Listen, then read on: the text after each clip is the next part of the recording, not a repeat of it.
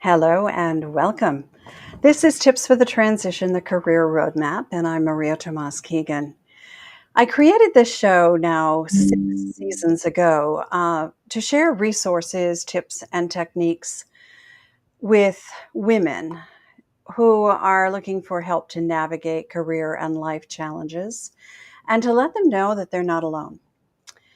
Each week, my guest and I co create a show to encourage women to become more confident, resilient, and brave in their careers and their lives. So we stream this live weekly on YouTube, LinkedIn, and Facebook.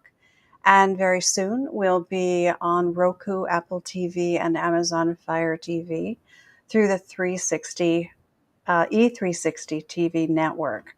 And I'm so excited about that. More to come on that soon. If you prefer to listen to your favorite shows, we're also on all the podcast channels. So if something inspires you today and you want more of the same, please subscribe to the channels, leave us a comment, and share an episode so that we can make more ripples with women around the world. And don't forget, in the show notes below, you will find links that will help you connect directly to my guest and me. So I wonder if you still hear whispers in your head like I do, or maybe they're not whispers at all. Sometimes when I'm about to do something brave and bold, I hear my father's voice saying, "Good girls don't do that." And then I hear my voice saying, "Are you sure you want to do that?" For a long time, those words would play like a loop in my head, and they kept me from playing big and fulfilling my own dreams. And because I know I'm not alone in this, I've invited Lorraine Hamilton to help me dig under the good girl behavior, why we do it, and how we can change it.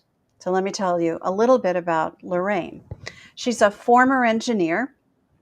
She's a part-time stand-up comedian. She's a voracious tea drinker. We were just talking about the teas we like to drink. And she's a wannabe race car driver. And she's also an award-winning coach and mentor, empowering women to switch on their purpose and potential by unlearning generational conditioning and finding their inner wisdom. So I want to talk with Lorraine and ask her to share some of her inner wisdom. Hello, Lorraine. Thank you so much for joining us. Hi, Maria. Thank you for having me. It's great to be here.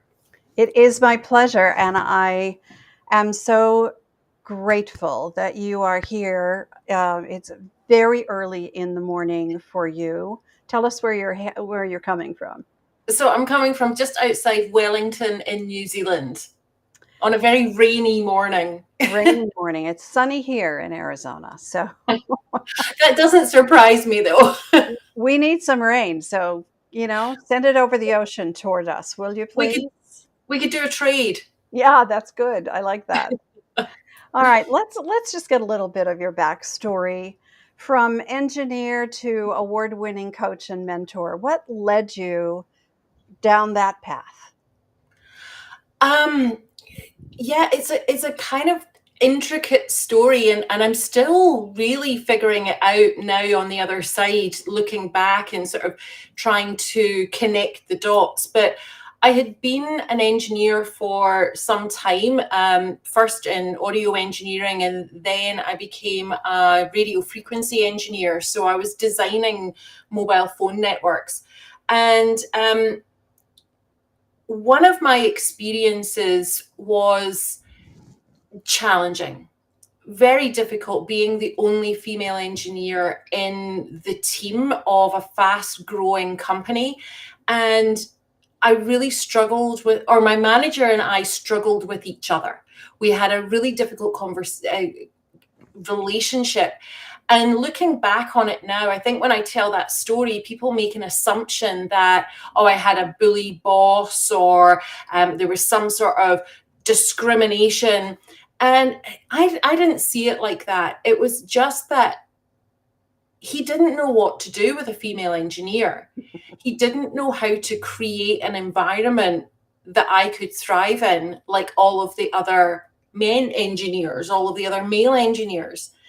And that really led me to realize that no matter how hard I worked, I was never going to be as good as the guys that he understood. And that was so damaging for me, like really damaging. I was very unwell. It was something that was at complete odds with my good girl conditioning that had served me very well up until that point, because I knew the rules and I knew how to excel within the rules. But here I was in this environment that was set up for me to fail no matter how hard I worked. So Wow. when I came out of that engineering role, it was also around the time that I had my family. So I was looking for something else. And that's when I discovered coaching. I read Sir John Whitmore's book, Grow for Performance. And there was that light bulb moment in the kitchen. I was like, oh my God, this is how I can help people create environments where others can thrive and reach their potential. So that was in 2005, 2006. And so I have been a coach ever since. I inhaled some more books, did lots of training, and I've been doing it ever since. And you were on the cutting edge of coaching at that time, weren't you? I still am, I like to believe, but Yeah. yes. Yeah, you're creating the cutting edge. There you go. I love that. Yeah. Yeah. It was an interesting time because it was not the it's not understood in the way that it was today. People didn't really understand what coaching was. Right. Yeah, it was exciting and challenging, and it continues to be so. Yeah, it was for me when I started as well. So I understand that. Yeah. And I understand and I applaud you for the way you described the situation with your boss. It was that he didn't understand what to do with you Yeah. because he didn't have that experience, and he somehow couldn't work with you to figure it out either. That was, but the good girl conditioning. Let's talk about that. Mm. Tell us how you describe it. And then, what are some of the patterns that you see that have kept women playing small? Yeah, thank you. So the way that I describe good girl conditioning in its simplest form is really the self-imposed rules that we put on ourselves that keep us playing small. And what that often looks like is women who find it difficult to promote themselves. They find it difficult to advocate for themselves. They find it difficult to sell or ask for a promotion or even apply for a job that they are not overqualified for. I mean, the anecdote that we've often heard is that men will apply for jobs that they have a fraction of the experience required. Women will have 80, 90% of the experience that's being required and count themselves out. So, good girl conditioning is really those messages that we've been having generationally. This goes back a long way, that keep us from taking or making the opportunities that most men have no fear of taking. Mm. I see that all the time with my clients, that they are reluctant to apply for open positions that they are qualified for. They don't tick off all the boxes. And like you said, many men will fake it until they make it, right? And women don't do that. Women feel like they have to have all the boxes checked before they can apply to be considered. And they don't consider all of the other skills they have that will make them good at that job, Yeah. even though they may never have done it before. Yeah. And, I think that comes back to a word that comes up a lot with my clients and the women that I work with is that feeling authentic is really important to them. Mm-hmm. They have to feel like they're being honest. They have to feel like they're being in integrity all of the time. It's important. And if we don't feel like that, it eats away at us. And I'm not saying that men don't feel that way. Right. I'm just Right. saying that it seems to be very important. And I think that goes back to the depths at which we do feel as women. And whilst that can be something that somewhat sabotages us in applying for those roles, it's also where we will find the answer to the problem. And I think it's that gray area that we're not so comfortable with. But Yeah. I love to work with my clients to position them for roles that are a stretch for them by identifying what are those skills they own and bring with them that prepare them for positions like that are a stretch. Again, even though they may never have done it before. And do you find that is that their X factor? That's the thing that sets them apart from everybody else applying. I believe it is, Yeah. which is why positioning is so important. And they really have to they have to lean into this. Mm, It's an uncomfortable place for many women to be, which is why, the work that we do, I know you and I have talked about this before, on the individual first, right? yeah. So that they get really clear about who they are now, that things are changing, and how do they want to show up? Who do they want to become? And how do they want to present themselves? And what do they want? Yeah. And when all of those things start to fall into place, then that positioning step gets a little easier. They can kind of see the possibilities, and that's what it takes, right? It's kind of It is. opening the aperture a bit so that they can see the possibilities, that they can step boldly into something that they never saw themselves doing before. I love that you brought in the sense of discomfort in it. Um, one of the definitions that I have of personal leadership, of our leading ourselves, is being uncomfortable and allowing ourselves to be uncomfortable. Yeah. But that's another piece of that good girl behavior, that good girl conditioning of, stay safe, stay good, stay nice, don't rock the boat. Don't rock the boat. Did you hear that when you were growing up? Don't rock the boat. Oh, So absolutely. Yeah. yeah, so Yeah. it's all of that messaging is stay safe, stay small, stay quiet. Right. Yep. Yep. I heard little girls are to be seen and not heard. Yeah. That was very prevalent in my upbringing, from my father's side, of course, but not from my mom's. Thankfully.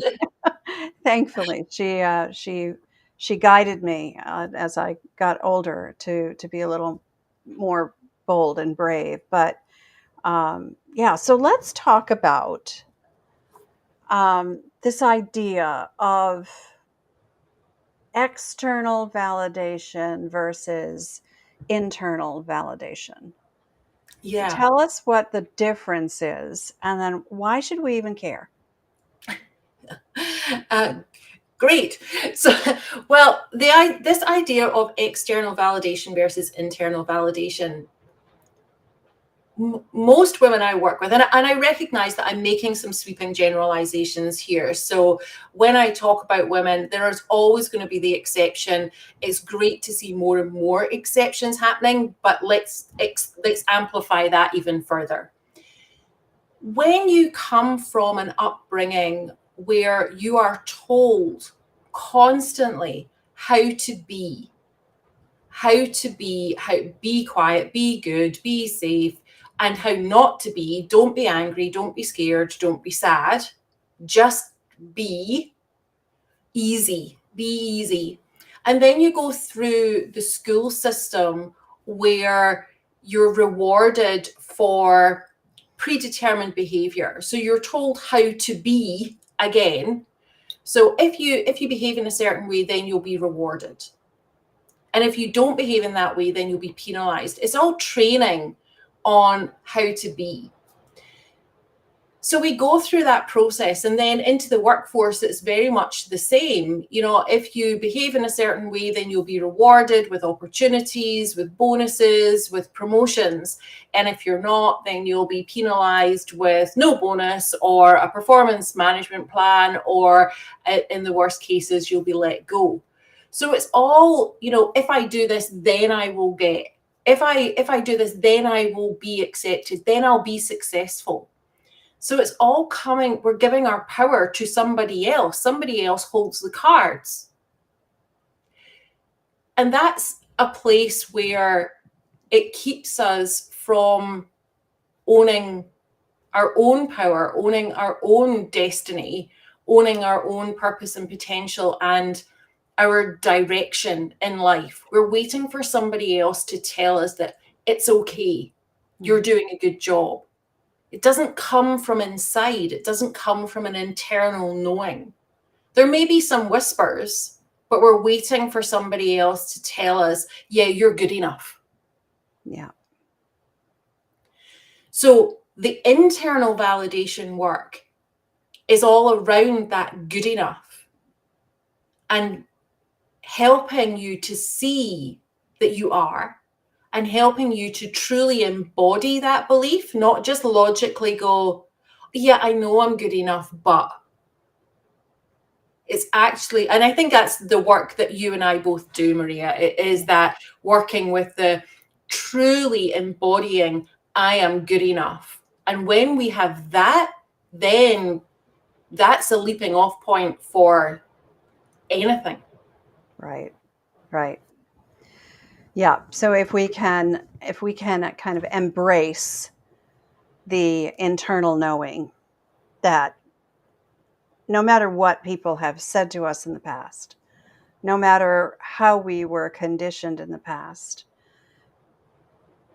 knowing where we are today and how we feel about all of that, it's our choice now to make judgment on that and Yeah. say, you know, is that really me anymore? Is that really how I want to be anymore? Yeah. But And it's, how do I want to be instead? What do I want to be? Who do I want to be instead? and that's a difficult question to answer Yeah, when you've spent your life being told absolutely is. and no one has ever asked you that.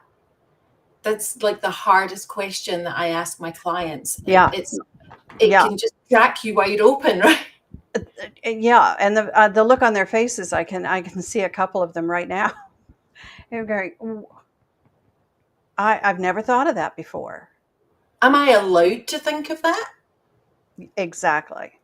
Mm, Yeah, yeah, yeah. yeah. So understanding how we operate where validation is concerned.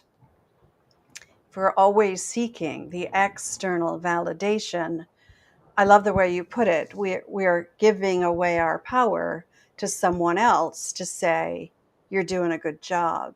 You are a good person. You're worthy in someone else's eyes. But when we can turn that inwardly and begin to feel it ourselves, that's when the magic starts to happen. It is, but I think there are a number of steps that have to happen to get to that place, Oh, because sure. so difficult for us when everything that we are being told is very much cognitive. So we're Yep. taking it in on a cognitive basis. The conditioning that we have was when we were very open to you know, we trusted what our parents, what our grandparents, what our mentors, what our church, what our teachers, those people of influence had. They had us when we were a little bit more open. So a lot of that is embedded quite deeply.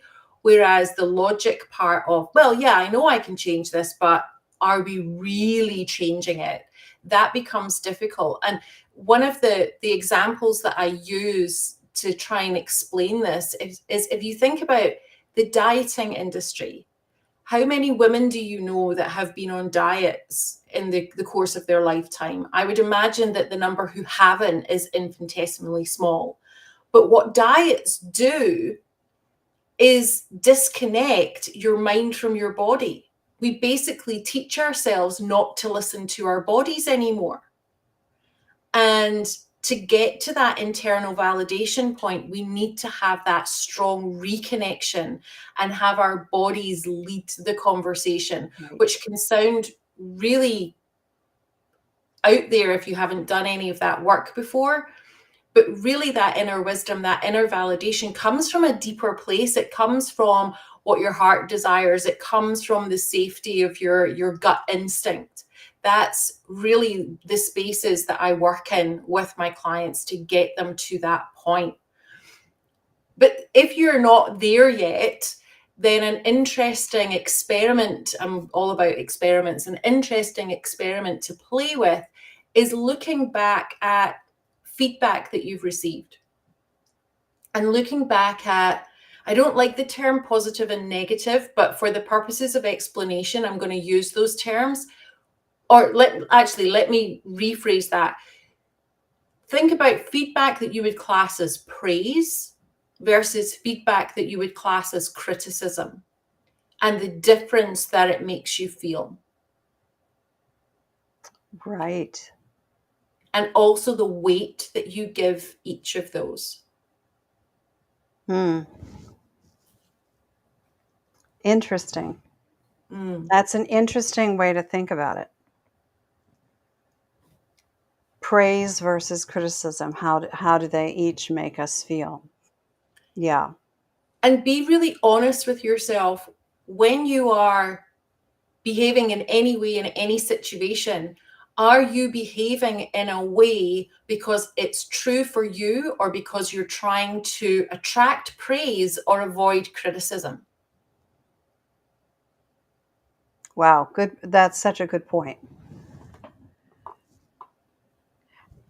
And what comes to my mind about this good girl conditioning, that it is also not just what people have said to us, about us, around us, but it's how they have modeled the behavior that makes us think we need to behave in a certain way and we need to respond in a certain way to gain praise or to avoid criticism, for instance. Yeah. So it's not just all that we hear, but it's a lot what we see. That's right. That's that right. Because conditions us. this is quite a complex issue, because now we're starting to look at the world and go, I want things to be different. I find it really interesting that we're having this conversation right in the midst of the Barbie movie and all the commentary around the Barbie movie. It's fascinating. But we're starting to go, hang on a minute, I want things to be different. I'm being told I can have everything I want, that the opportunities are there, yet why doesn't it feel that way? Yeah. And that's because when we look at the values that have been instilled in us, because we're not born with our values inherently in us. We get our values, our first set of values, from the people that have the most influence over us. Right. But so many of us don't then question those values. Right. So then we start moving through the world going, well, these are my values. These are the values that my family and my teachers and my mentors and my spiritual leaders told me were important. Why do I feel so conflicted? There must be something wrong with me. Right. Instead of questioning, do those values actually serve me anymore? Well, like the question you asked before, do I even have a right to question my values? This has been my foundation for so long. Why isn't it working for me? How Yeah. do I even get to shift them? Do I get to change them? Do I get to pass judgment on them for myself today, where I am today? Yes, and the answer is yes, but that's Absolutely, not yes. necessarily easy to do when something's been Right. instilled in you. Yeah. And one thing, I mean, we could talk all for an hour on values easily, but values are fluid and they do change. So the values that you've been given, and just want to stay on topic, the values that you've been given, if you're only just starting to question them now, did your parents question the values that they gave you when they were given to them? Did your grandparents question the Probably not. values that were given to them that they passed down to your parents? And the answer is likely not. Probably not. Yeah. Yeah. So, is the operating system that you've been given, that's been installed in you, it's like Windows 95 you're running in 2023. Yeah. Yeah. Okay. So this is deeply embedded. As I said in the beginning, the voices are still playing in our heads.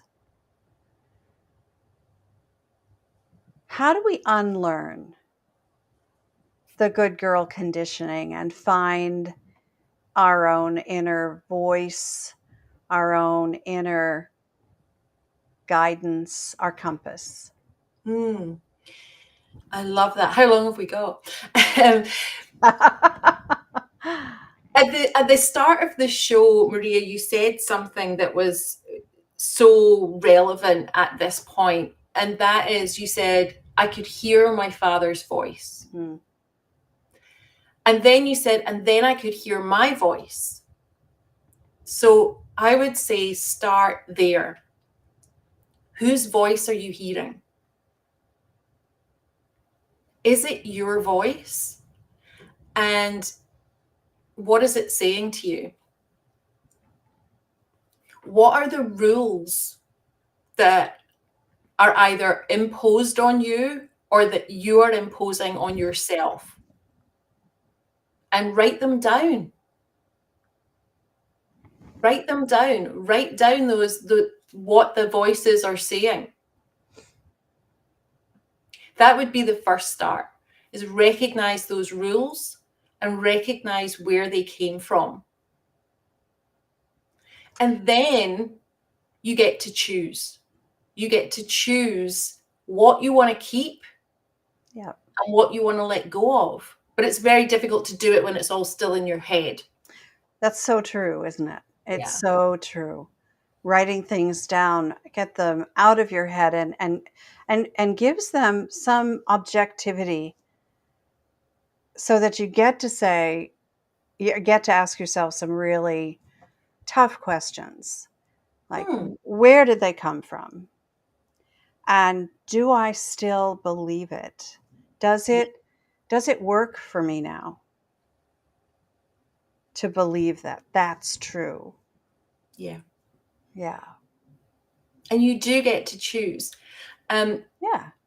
the You get to next, choose what you want to believe instead, right? that's right. Yeah.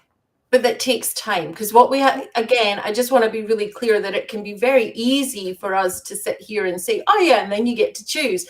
It's that doesn't make it comfortable to No. be confronted with those choices, and it No. can take time and work.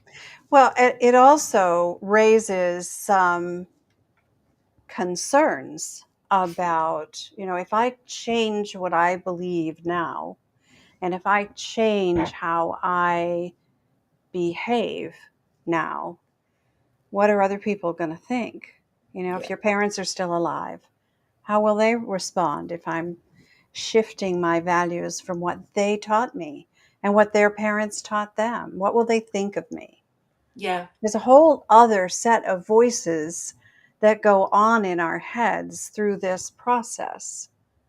Yeah. And boy, the discomfort that comes up with all of that is it's big. It is big. And, and sometimes for adult women, it's the response of their friends that they most fear. It's like, what will my friends think? Because Yeah, when we start to live on our purpose, to our values, it can trigger their fear and their discomfort. absolutely. Yeah. Yeah. Yeah. I've had that So, happen to me countless times with friends who just have not been supportive of the changes that I've made over the years to make my life better. And it's frightening to mm, them yeah. that that um, they're not changing too. They don't want to change. I like it just the way it is. Yeah, And that's that's fine for them if right. their values are working for them, or if they're not willing, if Right, their level of discomfort is not outweighing the level of discomfort it takes to do something different. right, right. So I find that the women that I work with, it can be really challenging for them to allow themselves to want to be different, allow themselves the permission to change. So if that is you, then a mid step towards it is you are influencing every other woman around you. Who do you want to be for them? Do you want to role Mm, model that continued conditioning, the good girl behavior? Or do you want to role model for the younger women around you stepping into who you want to become? So who are you role modeling for right now, and what do you want them to see? That can sometimes be an easier way to step into this work. I love that. I love that. Um, I do something with my clients that is kind of the early stage of what you just described, and it is identifying first whom you admire and why. Yeah. Who are your role models, and what behavior do they have that you admire and that you might want to uh, lean into, step into, and then that becomes the behavior you model for others. Yeah. So, the generational thing that's going on here, we're still passing values down, probably without even realizing it. So, this is still a generational condition, right? It is. I have two teenage daughters, so I'm very passionate about this work. And you can't help it. If you're a parent, then your children are going to look to you and they're going to role model, they're going to I hear it when they speak, what makes them angry, what makes them happy. It's very much linked to what their parents, my husband and I, what makes us angry, what makes us happy. And then part of that role that I play as a parent is also encouraging them to question everything that we do and to question what is right for them and what is right for their goals. So really becoming that coach for the women around us rather than the mentor. And just to explain my definition of what a mentor is. So a mentor is, here's something that I did that worked. Let me show you how to do it for yourself. Whereas in coaching, it's more, let's find the thing for you. You don't have to follow in my footsteps, but you can. There's a great quote by, it escapes me, but I will send you a note, Maria, and you can put it in the show notes. But the quote is, follow not in the footsteps of the masters, seek what they sought. So don't just follow and copy what someone else is doing. Figure out why they're doing it. Yeah. What are they? Yeah. What were they seeking? Right. Yeah. And what they did to find that is not as important as knowing what you're seeking. Yeah. And that becomes the compass. You asked me about the compass earlier. That is the compass. That's the compass. Yeah. Yeah. That's absolutely the compass. You're right. Yeah. So I was just thinking about, I just asked you about, how we unlearn this good girl conditioning. We talked about that a little bit, but how do we unlearn, or no, how do we learn to be comfortable with being uncomfortable? There is only one way, and Yeah. that's to practice. Do it.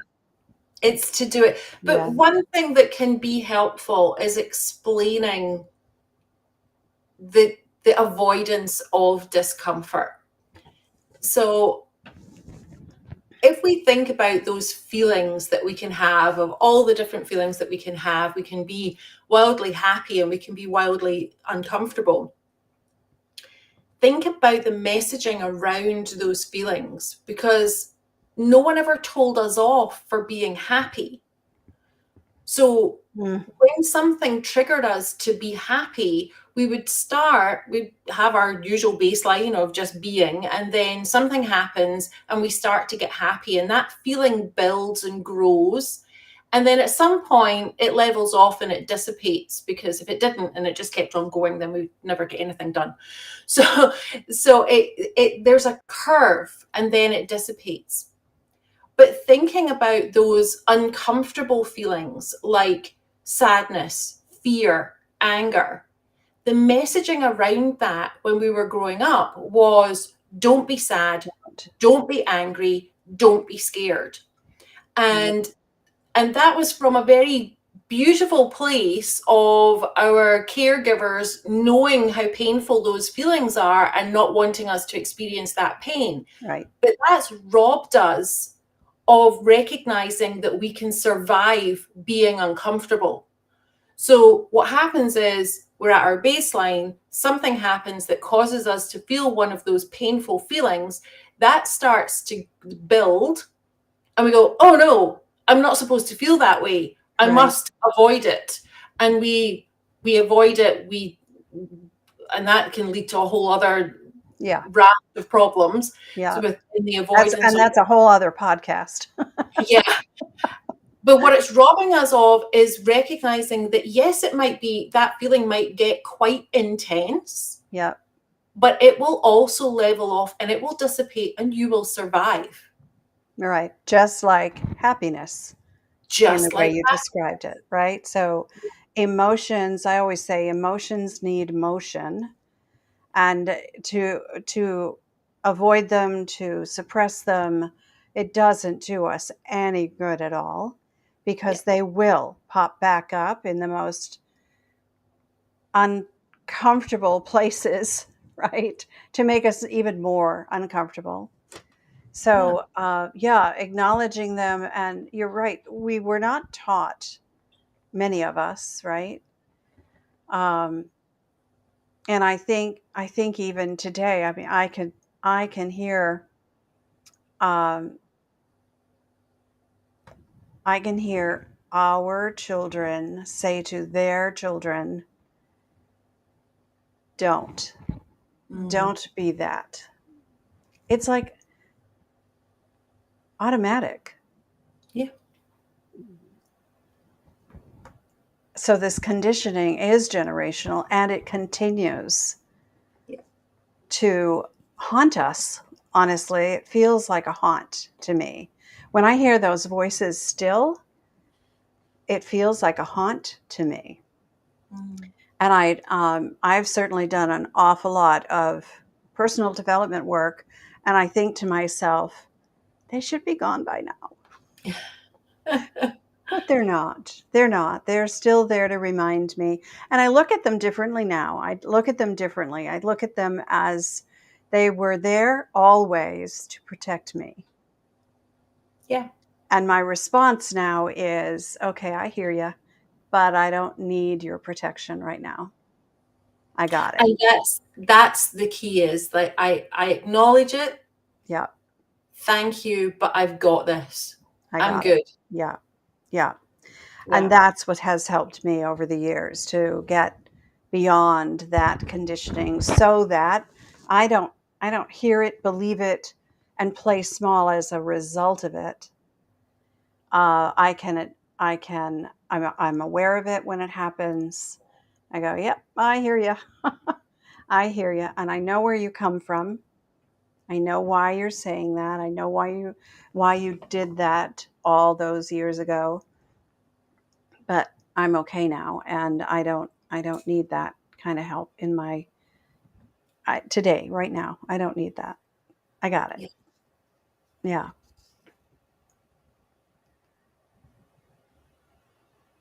This has been a great conversation. I know we could go on a number of different tangents Just that scraping the would surface.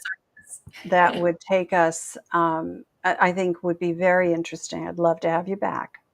I'd love to come back. I'd love to have you back. Yeah.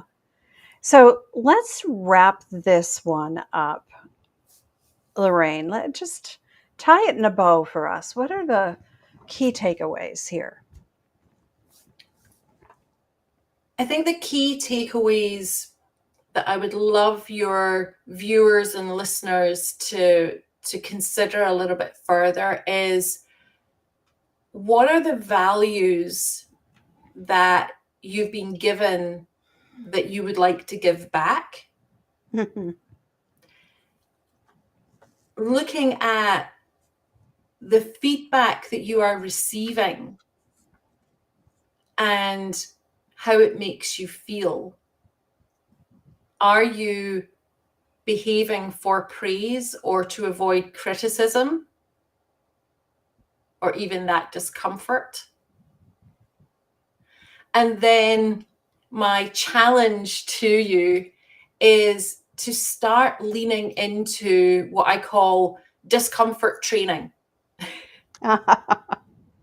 Put yourself in not life-threatening situations that feel a bit uncomfortable, and start that training process of realizing that you're much stronger than you think, that you can be much bolder than you believe.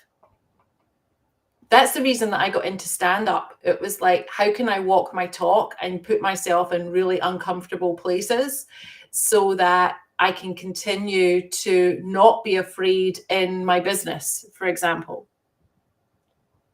So discomfort training, feedback, and just a little check in on the values that are working for you and you would like to keep, and the ones that you'd like to let go with love. You know, I love that discomfort training idea. That is why I got into podcasting, like you got into stand up. This was, at the time, um, so far out of my comfort zone that it scared the bejesus out of me. And And look at you now. now, yeah, and now we're taking it to television. Now that scares me a little bit too. But I know I just it's practice. Yeah. It truly is putting yourself in situations where you feel uncomfortable and you're okay feeling uncomfortable, because you see the potential in it. And sometimes it doesn't work out, and that's okay too. Yeah. Yeah. Yeah. Lorraine, this has been such a wonderful conversation. I loved chatting with you. Thank you for joining me at such an early hour from New Zealand. I know that people are going to want to touch base with you, and you gave us the one best way. I'm going to put it up at the bottom here. Tell us what that is. So the best way to connect with me is to jump over to lorrainehamilton.net. You can find out more about me. There's always something going on there, and you'll be able to reach out and connect. And I think you'll have all of my social channels as well in the show notes. So I'm pretty active on social media. Come and hang out. I'd love to learn more about you. That's fabulous. Thank you again for being here. And I invite all of our listeners to check out Lorraine's website. It's got lots of great stuff on it. Thank All you. right, Lorraine, thank you. I really appreciate your being here.